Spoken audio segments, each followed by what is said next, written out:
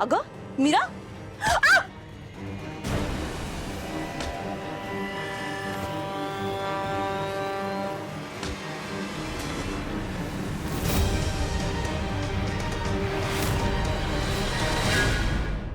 अगं काय डोकं फिरलंय तुझं? अगं मारतेस काय?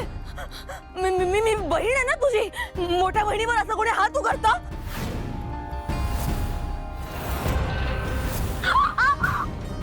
मीरा अगं तू आणि माझी बहीण, माझी बहीण बनायची ना तुझी लायकी नाहीये माया.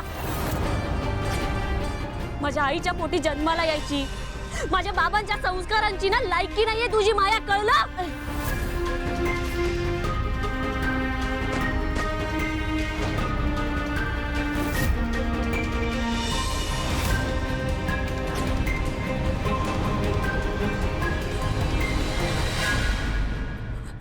म्हणजे म्हणजे एवढे दिवस तू नाटक करत होतीस?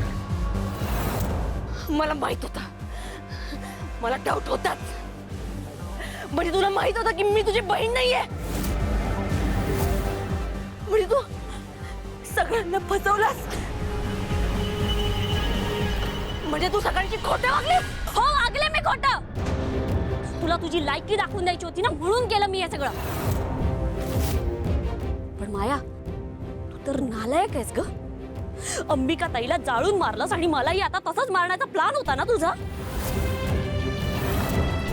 माझं जाऊ दे ग, पण वेदा,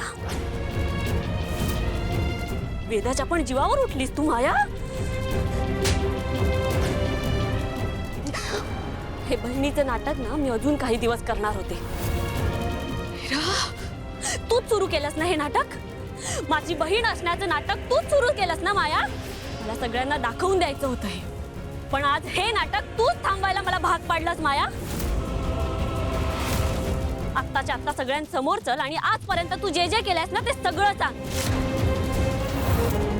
प्लान करून अंबिका ताईला मारलंस हे सुद्धा सांगावं लागेल तुला माया. चल उठ उठ माया. मीरा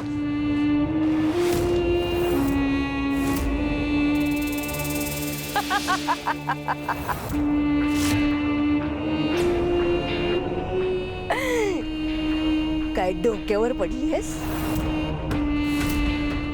मी सगळ्यांना सांगेन हे सगळं मी केलंय. वाट बघ,